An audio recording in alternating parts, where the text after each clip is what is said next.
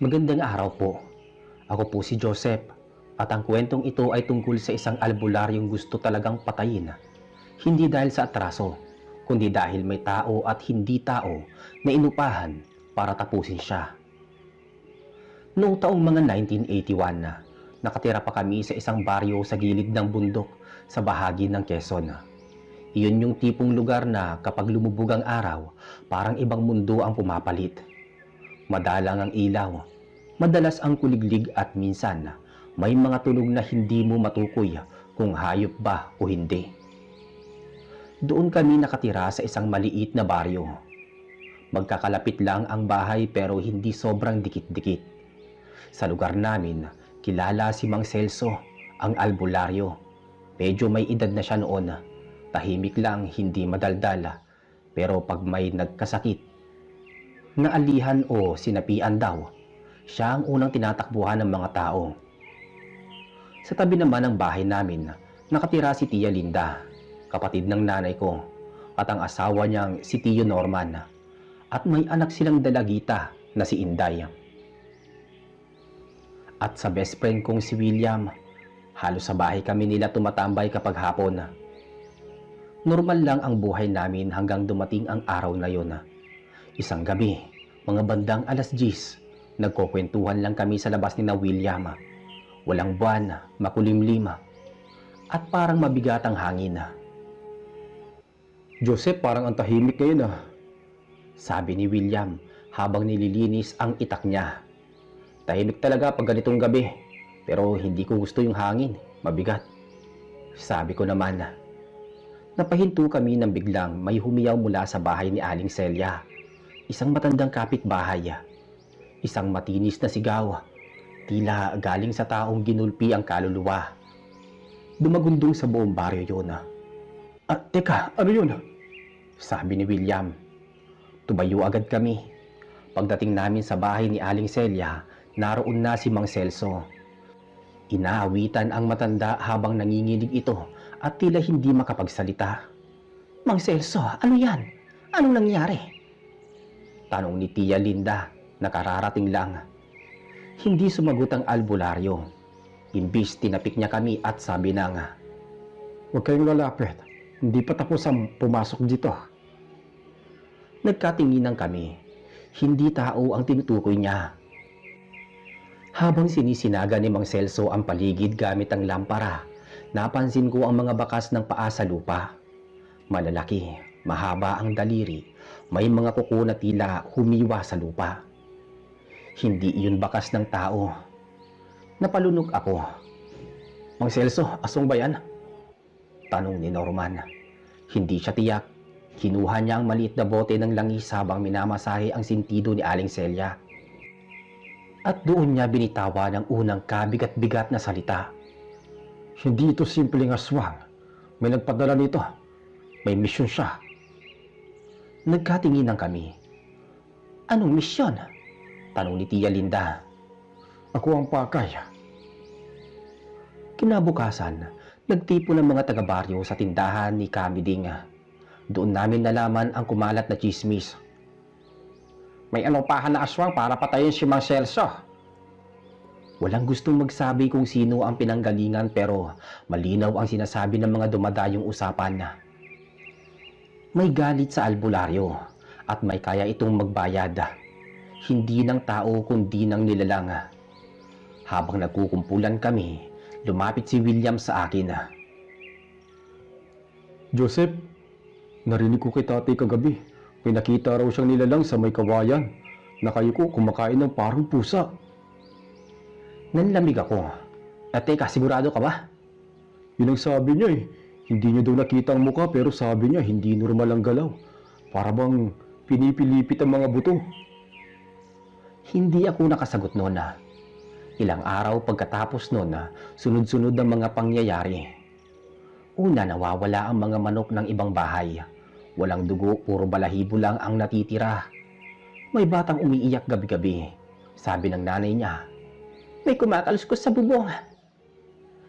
Si Tia Linda mismo, isang gabi, nagsumbong na may baka raw na tao na nakasilip sa bintana nila. Kahit mataas ang bintana, At isang hapon, habang nagwawali si Inday, bigla siyang sumigaw. Ay, tay, nay, may nakatayo sa likod ng nyog. Dali-dali kaming lumabas noon, pero pagtingin namin wala. Pero naroon ang bakas, malaking yabag. Para bang mabigat ang nilalang, may bakas ng kuko na umukit sa lupa.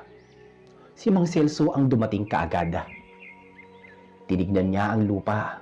Tahimik siya hanggang sa nagsalita. Pusang ina, hindi isa, dalawa sila. Sabi niya. Kinagabihan nagpalipas ng oras si Mang Celso sa bahay ni Tia Linda dahil doon daw malakas ang pakiramdam niyang may susunod. Kami nila William at Norman ay nasa sala. Si Tia Linda at Inday nasa loob. Tahimik ang paligid, tanging hangin lang ang maririnig. Maya-maya, may kumatok. 3 beses, mabigat at mabagal. Parang hindi kumakatok gamit ang kamay kundi gamit ang matigas na bagay. Joseph, ano yan? Huwag kayong magbubukas. Alam nila na nandito ako. At maya-maya pa kumatok ulit ito at nagsabing, tao po. Isang boses babae, parang normal, pero biglang napasigaw si Mang Celso. Hindi yan tao. Huwag kayong magpapadaya. Nagtakbuhan kami papalayo sa pinto at doon nagsimula. Tumawag ang boses. Humalo ang parang iyak pero may tunog na parang 2 boses na nagsabay. Tinatawag si Mang Celso. Kumalat ang boses sa buong paligid. Para bang hindi sanay magsalita.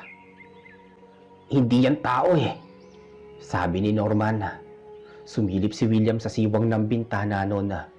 Joseph, hindi babae yan. Bulong niya. Teka, anong itsura? Hindi ko makita ang mukha pero ang liit ng ulo, parang balat na nakaulat sa bungo. At ang braso sobrang haba, tapos nakalawit. Bumulong si Mang Celso. Hindi yan ang pangunahing aswang. Tauhan lang yan, sinusuri ang bagay. Bakit nila ginagawa yan? Tanong ko. Para malaman kung nandito ako. Maya-maya, nagbago ang boses sa labas. Albularyo, kailangan ka namin dalhin. May nag-utos, may nagbayad. Napatingin kami kay Mang Celso. Hindi siya umiimik. Kundi pa kami kinabahan na mas lalong tumindi nang biglang pumasok ang isang malansang amoy sa loob ng sala. Hindi iyon amoy ng tao, hindi amoy ng patay na hayop kundi halo na nabubulok na karne, dugo at putik. Sabi naman ni Mang Celso ay, nandito na ang isa pa, yung tunay. At may narinig kaming pagkatok muli. May naglalakad sa bubunga, mabigat, mabagal, parang nag-e-enjoy sa tunog. Si Inday napaiyak, si Tia Linda yakap siya. Si William hawak ang itak. Ako nanginginig pero alerto. Si Norman nakadikit ang likod sa padera habang umiikot ang mata. At si Mang Celso kinuha ang bote ng langis. Inilapat sa sahig at nagdasal ng mahina. Bigla-bigla ay may kumalabog. Isang mabigat na hakbang sa bubunga. Ito ang sabi ni Mang Celso. Meron sa taas, hindi rin basta aswang yan. Yan ang inupahan talaga. Yan ang papatay dapat sa akin. Hindi namin alam kung papaano nangyari. Pero huminto ang hangin sa labas. Tapos may malamig na hangin sa loob ng bahay. Kahit sarado ang lahat ng bintana. Para bang may humihigop ng init. Si William na pabulong. Joseph, pakiramdam ko. May nakatayo dito sa tabi ko. Hindi ko lang nakikita. Huwag mong pansinin, sabi ko. Pero hindi niya nasunod. Ayan na sila. Sabi ni Mang Celso at doon sa may bintana, dahan-dahang lumitaw ang isang ulo. Mahaba ang leeg, paputla ang balat, malalim ang mata at ang bibig hanggang tenga ang punit. Ngumiti ito. Direkta kay Mang Celso. Celso, sa wakas nakita rin kita. Nakatitig lang kami sa ulo na nakasilip sa bintana. Hindi gumagalaw ang katawan pero ang liig niya ay parang ahas na unti-unting humahaba. Yumuyuko at dumidikit sa dingding. Si William halos mabitawan ang itak. Si Tia Linda napasigaw ng mahina pero natakpan agad ni Norman ang bibig niya. Si Inday naman nanginginig sa paa habang nakayakap sa nanay niya. Ang nilalang hindi kumukurap, nakatuon lang kay Mang Celso. "Kinuha mo ang hindi mo dapat kunin, albularyo," sabi nito. Pilit ang salita, parang hindi sanay magsalita ng tao. Si Mang Celso huminga ng malalim. Hindi ako natatakot sa'yo. Humisi lang ang nilalang, tapos bigla niyang itinulak ang bintana gamit ang mahabang braso na parang butot balat. Tumilapo ng kahoy ng bintana. Pumasok ang amoy bulok na halos ikasuka ni William. Pinasok ng nilalang ang kalahating katawan niya. Ang dibdib niya ay payat pero mahaba ang mga tadyang na parang may sariling galaw. Yung mga kuko niya mahahaba, parang patalima. "Celso, halika na!" Bulong ulit ng nilalang. Hindi pa siya tuluyang nakapasok nang biglang humakbang si Mang Celso, hawak ang maliit na bote ng langis. Tinapik niya ang takip tapos hinagis diretso sa mukha ng nilalang. Umusok ang balat nito, parang sinisilaban. Bigla itong umatras sabay hiyaw ng nakabibingi. Parang dalawang boses na magkasabay, isang paos at isang malalim. Habang umaatras yung nilalang, yung leeg niya nagliliyad-liyad at parang pumupulupot pabalik sa katawan niya. Mabilis siyang naglaho sa gilid ng bahay noon. Tapos noon, tahimik kami. Halos sabay-sabay ang hingal. Meron pang isa. Pagkasabi niya noon, may bumagsak, isang mabigat na tunog mula sa bubong. Para bang may tumalon mula sa mataas. Si Norman napatingin sa taas. "Joseph, may anino," sabi niya. At doon ko unang nakita ang nilalang na pinakakinatatakutan ni Mang Celso. Nakaupo siya sa dulo ng bubong, nakahawak sa alulod. Matangkad, payat pero sobrang haba ng mga braso at paa. Hindi pantay ang pagkakaupo niya. Para bang baliko ang balakang. Ang ulo niya nakatungo, may mahabang buhok na dikit-dikit na parang basa ng dugo. Tapos, nakaangat siya ng ulo. Doon ko nakita ang muka, walang mata. Literal. Wala. Butas lang na halos umiitim sa loob. Ang ilong niya parang naipit.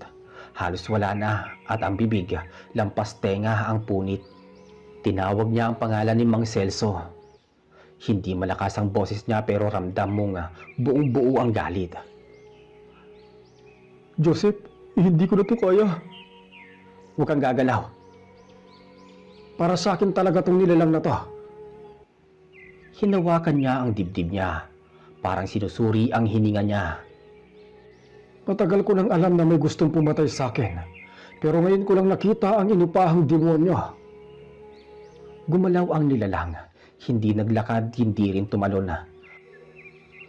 Parang dumulas pababa sa bubong na para bang hindi gumagalaw ang mga paa, kundi hinihila siya ng sarili niyang anino. Pagdating niya sa gilid, sumabit ang mahabang kamay sa bintana. Tumaas ang ulo, nakangisi at sinabi nitong, "Ang nagbayad sa akin ay kaibigan mo." Napatigil si Mang Celso nang marinig yun. "Hindi mo alam? Kaibigan mong matagal mo nang pinagkakatiwalaan. Siya ang nag-utos na tapusin ang buhay mo." Si Tia Linda naman napahawak sa bibig. Si Norman napatingin kay Mang Celso. Si William napamura ng mahina. Ako, hindi ako nakagalaw. Parang bumagal ang hangin sa paligid noon. Si Mang Celso hindi makagalaw pero nakita ko ang pag-igting ng panga niya. "Sino? Sino?" Tanong niya. Umangat ang nilalang. Dahil iyon mismo ang sandaling bigla na lang pumasok ang nilalang sa loob ng bahay. Dumiretso kay Mang Celso sa bilis na hindi pagtao. At doon nagsimula ang totoong pag-atake. Pagpasok ng nilalang sa loob ng bahay, halos mabuwal si Tia Linda sa lakas ng hangin na sumabay dito. Parang may humigop ng lahat ng lamig sa buong paligid. Nasa gitna lang si Mang Celso. Nakatayo, hawak ang lumang baston na may ukit na hindi ko maintindihan. Humiyaw ang nilalang habang dumadapa sa sahig. Parang hayop na handang sumunggab. Si Norman, mabilis na hinila si Inday papunta sa likod ng mesa. Si William hawak pa rin ang itak. "Celso, matatapos din lahat ng to ngayong gabi," sabi muli ng nilalang habang gumagapang paabante. Humakbang si Mang Celso. Hindi ka makakalapit hanggat hawak ko to. Turo niya sa baston. Ngumisi ang nilalang. Malaking punit sa gilid ng pisngi niya. "Sa tingin mo ba natatakot ako sa kahoy na yan?" Sa isang iglap, tumalon siya. Hindi mapapansin ang galaw kung hindi ka sanay tumingin sa mga ganoong nilalang. Tumalon siya ng parang walang bigat, diretso kay Mang Celso. Sumalpok ang katawan neto sa baston pero parang bakal ang tunog, hindi kahoy. Nalaglag si Mang Celso pero mabilis siyang tumayo. Ang nilalang na paatras ng konti pero agad ding gumapang ulit paabante. "William, gumalaw ka naman!" sigaw ni Norman. Pero si William nakatulala lang. Hindi ko alam kung dahil sa sinabi ng nilalang na tungkol sa tatay niya o dahil sa takot mismo. Si Tia Linda naman umiiyak. "Celso, anong gagawin natin?" sabi niya. Walang lalabas ng bahay. Kapag lumabas kayo, mas madali kayong gagalawin ng isa pa. Narinig namin ang matinis na tawa mula sa dilim ng labas. Yung unang nilalang na pinalayas ni Mang Celso. Nandiyan pa pala yung kapatid niya sa labas. Biglang dumapo ang nilalang sa dingding. Parang butiki. Nakadikit ang buong katawan niya. Baliko ang likod at nakabuka ang bunganga. "Tatapusin na kita, Celso." Bumuga siya ng hangin na parang bulok na hininga. Umusok ang ilaw sa lampara. Biglang dumilim ang kalahati ng bahay. Tapos sabay-sabay kaming nakarinig ng mga yabag mula sa likod bahay. Mababagal at mabibigat. Napamura si William. "Joseph, may dumarating pa." Hindi na kami nakagalaw. Sumilip si Norman sa siwang ng dingding. Tumaas ang balikat niya sa takot. Napalunog si Tia Linda. Teka, baka kapit bahay lang," sabi niya. Umiling si Norman. Hindi na makatingin sa amin. "Hindi, ako mismo ang nagsasabi. Tatay ni William yon." Para kaming nakuryente. Si William naman napaatras. Ano sabi mo?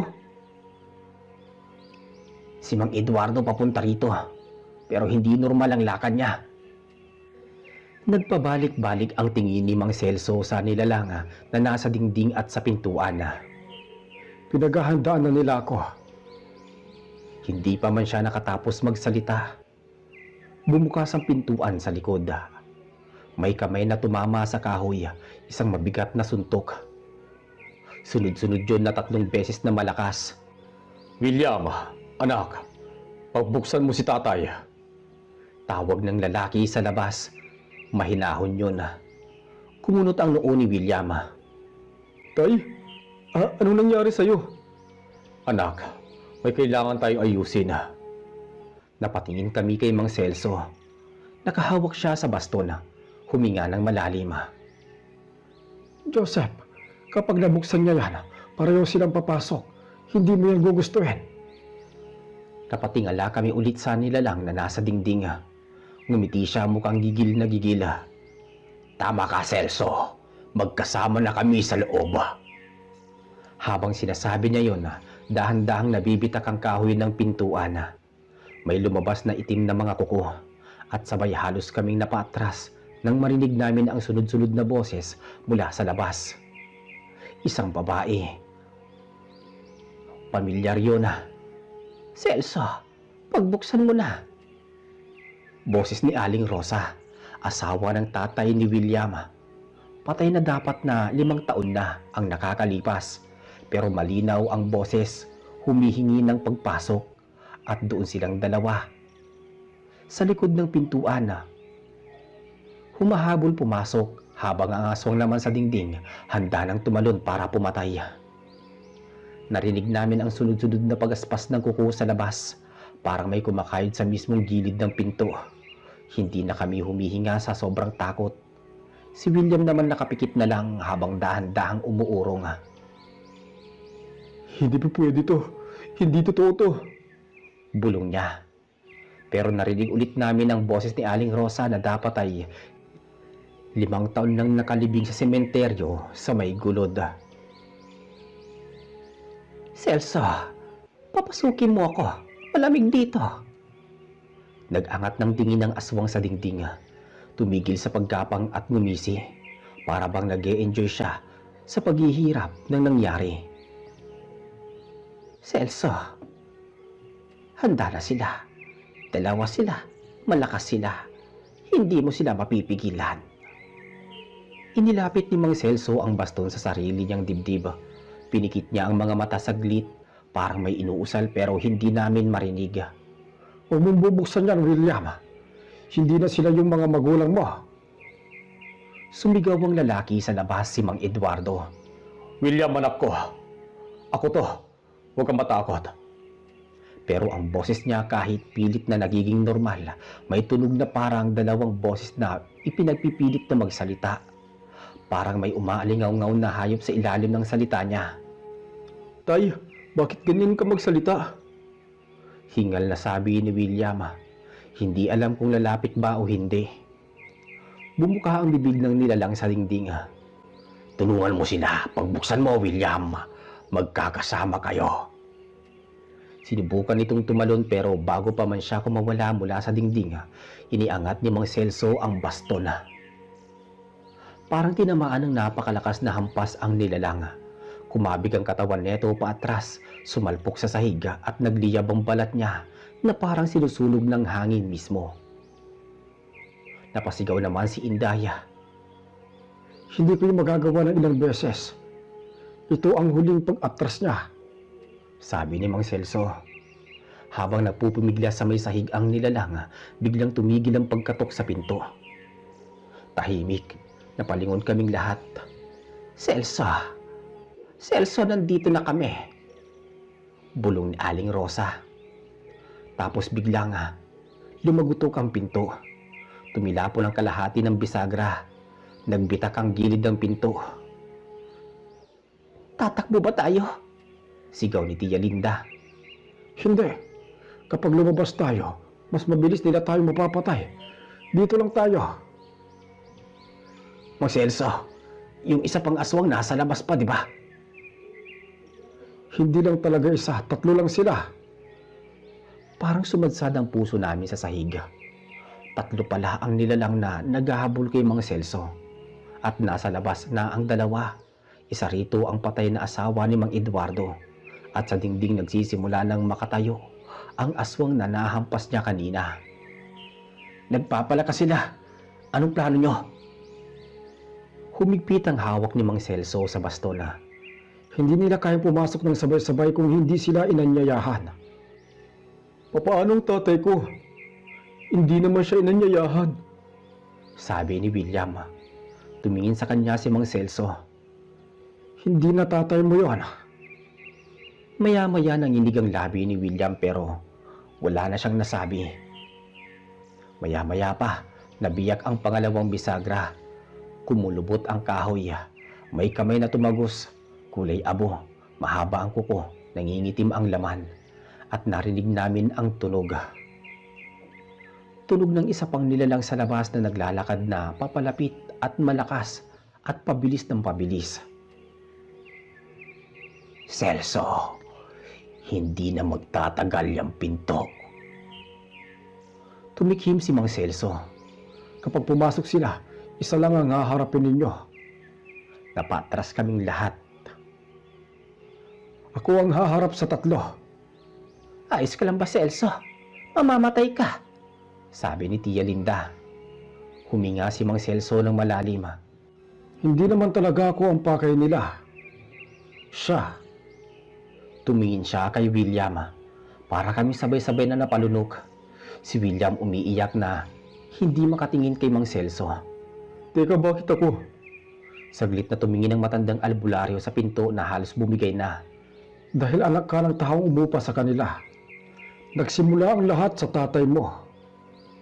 At bago pa man makasagot si William, bumagsak ang pinto. Pumasok ang dalawang nilalang na parang sabay-sabay na hangin at anino. Humampas sa sahig ang mga paa nila, mabigat, sabay may halong pagaspas na parang pakpak ng paniki. Pagbagsak nila sa loob, agad silang tubuwid.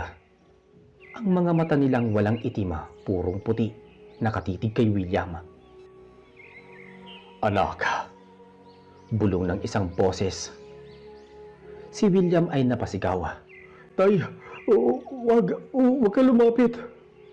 Pero hindi na nakikinig ang nilalang na may anyong si Mang Eduardo. Baliko na ang leeg, masyadong mahaba ang kamay, at may nakabuka sa gilid ng tiyan niya na parang pilit tinahi pero punit ulit.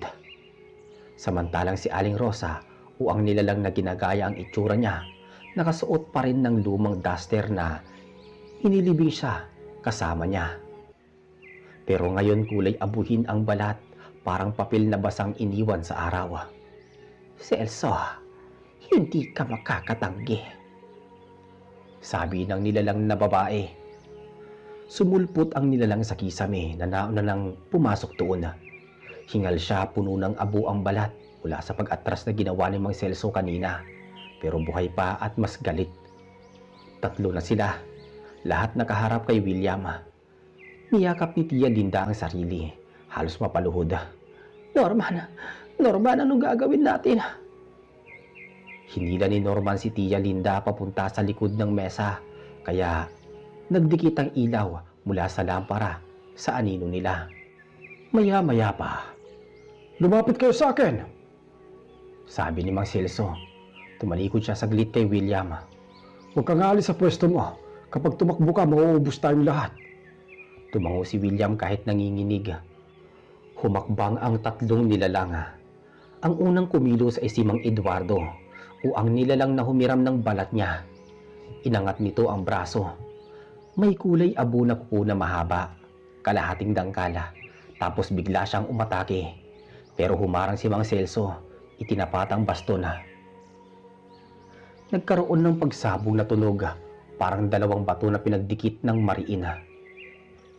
Napatras ang nilalang sa anyo ni Eduardo, pero hindi nagtagal, ngumisi siya. Bumuka ang bibig na parang puwit ng sako. At mula roon lumabas ang tunog na hindi tao. Tinatawag ang pangalan ni William at bigla siyang umikot, tinangkang tumakbo papunta sa likod kung saan nakatayo ang bata. Napasigaw si William habang napapatras sa sulok. Inday, hawakan mo si William, sabi ni Norman. Pero bago pa man makalapit ang nilalang, napatalon si Mang Celso at inundayan ng mabigat na hampas gamit ang baston. Bumagsak ang nilalang, parang nilamog. Sumugod agad si Aling Rosa. Gumapang siya pero parang hindi gumagalaw ang tuhod niya. Parang niraragasan ng hangin ang katawan niya. Tapos bigla siyang tumayo ng tuwid at tumalon kay Mang Celso.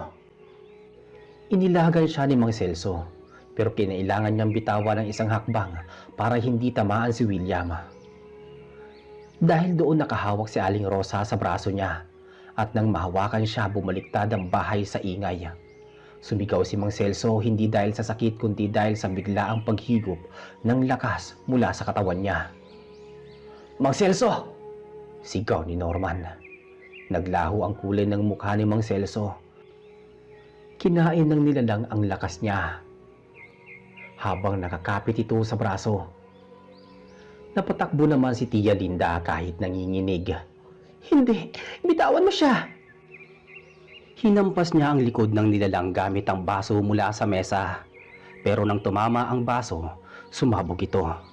Pero hindi nasakta ng aswang, bagkus na palingon ito kay Tia Linda at ngumiti. Ang sumunod, gumalaw ang tatlong nilalang, si Mang Eduardo, si Aling Rosa, at yung isa pa. Dumiretso sila kay Mang Celso. Hindi na nila inatake sina William. Parang alam nilang walang karapatan na. Tanda, sabi ni Aling Rosa. Bitawan mo yan. Hindi nyo kayang pigilan ang panawagan. Tumahimik ka, Rosa. Sabi naman ni Mang Celso. Tinawag niya ito sa tunay na pangalan. Parang sinasadyang insultuhin. Sunod na nangyari ay mabilis. Pumalo si Mang Eduardo gamit ang malaking kuko. Tinamahan ang basto ni Mang Celso. Nagbanting ang tunog, pero hindi nabasag ang baston. Sa halip nagpalabas ito ng alon ng hangin na tumulak kay Eduardo palayo. Parang tinamaan ng napakalakas na hangin. Sa gilid, sumugod ang batang nilalang. Mabilis, parang aso. Pero sinipa ni Norman sa tagiliran. Bagsak ito sa dingding. Naghiwa-hiwalay ang mga buto bago muling umayos. Sumigaw si Tia Linda. Celso, paano to tatalunin? Tumakbo kayo. Sigaw ni Mang Celso. Umuga ang buong bahay. Isang galaw lang ng dambuhala pero sapat para gumuhit ang bitak sa sahig. Nang humakbang siya papunta ulit kay William, napansin namin na hindi niya tinitingnan sina Celso. Hindi niya tinitingnan ang labanan. Si William lang. Lahat ng galaw niya para kay William lang. Sa akin ang kaluluwa mo, sabi ng dambuhala. Nung ipinangako ka pa lang ng ama mo, nakatala ka na. Hindi totoo yan. Hindi ko alam yan. Ano bang sampa yun? Sabi ni Indaya. Hindi ko kayang ipaliwanag ngayon, pero kailangan nating mabuhay muna. Nilakasan ng dambuhalang nilalang ang hangin. Iginalaw niya ang braso at sa isang iglap, bumukas ang isang malaking anino sa likod niya. Hindi pinto, hindi butas. Parang bunganga na gawa sa dilim at apoy. Kumikiskis ang hangin, parang may sinisipsip. At doon niya gustong dalhin si William. Panahon na, bulong ng nilalang. Sinubukang tumalo ni Norman at sapakin ito, pero tumama lang siya sa parang pader ng hangin. Pumagsak siya kaagad, nawala ng hininga. Sandali lang. Sigaw ni William halos malunod sa takot. Ano ba talaga ang gusto mo sa akin? Tumigil ang nilalang, umiling. Di ko kailangan ang sagot mo. Umabot mulit ang kamay niya, pero bago dumikit kay William, sumabog ang ilalim ng sahig. Parang may umalpas mula sa loob. Isang bagay na hindi namin inaasahan. Isang boses na hindi amin. Hindi ka pa pwedeng kuhain. At mula sa basag na sahig, may umahon na isa pang nilalang. Medyo maliit, mas maputi at may hawak na tansong umiilaw. Nakatingin ito diretso sa isang nilalang na malaki at ang sabi niya, "Akin muna ang bata." Ang maliit na nilalang mula sa basag na sahig, hawak ang tansong umiilaw, tumayo sa harap ng dambuhala. Hindi na nag-atubiling umatake ang dambuhala. Itinaas ang kamay para kunin si William pero mabilis ang maliit na nilalang. Tumalon na, umatras at tinusok ang tansong umiilaw sa dibdib ng nilalang. Humuli ng isang malakas na sigaw ang dambuhalang nilalang. Parang nagpasabo ng apoy at usok sa loob ng bahay. Napatalon si Mang Celso at inilapit ang baston sa liwanag. Nanginig ang lahat ng ilaw sa baston na sabay-sabay na tumama sa nilalang at sa tatlong aswang. Humalakhak ang tatlong aswang, tinulak ng lakas ng liwanag at tumalili sa sahig. Humampas sa dingding hanggang sa makalayo sa bahay. Si Aling Rosa ang ginagaya, napasubsob at dahan-dahan nang nawala sa liwanag. Si Mang Eduardo pati ang batang aswang napatumba at umalis sa bintana, parang tinaboy ng hindi nakikitang puwersa. Si William nanginginig, niyakap ni Norman at Indaya. Ayos ka lang ba? Tanong ni Norman. Hindi ko alam. Bulong ni William, ngunit humarap si Mang Celso sa kanya. Hinawakan ang balikat niya. William, hindi mo kasalanan ang sumpa ng tatay mo. Napagtagumpayan mo ang pinakamahirap na pagsubok ngayon at ligtas na kayo. Huminga ng malalim si Tia Linda at niyakap si William. Salamat, Celso. Tapos na. Wala na silang magagalaw sa inyo. Tahimik ang paligid, naiwan ang amoy ng abo at malamig na hangin. Ang liwanag mula sa baston ni Mang Celso ay dahan-dahang humina at ang bahay ay bumalik sa normal na anyo. Ang lahat ng nilalang pati ng dambuhalang lumitaw kanina ay nawala. Parang hindi na nila muling babalikan ang buhay ng mga tao sa loob ng bahay. Si William, si Tia Linda, Norman at Inday nakayakap sa isa't isa. Umiiyak at nagpapasalamat. Si Mang Celso huminga ng malalim at pinahawak muli ang baston. Mag-iingat kayo. Huwag kalilimutan. May mga bagay na hindi natin nakikita pero palaging nagmamasid. At doon nagtatapos ang gabing yun. Ang gabing hinarap nila ang mga inupahang aswang at ang dambuhala. At sa wakas, nakaligtas ang pamilya ni William sa sumpa na matagal nang nakatala.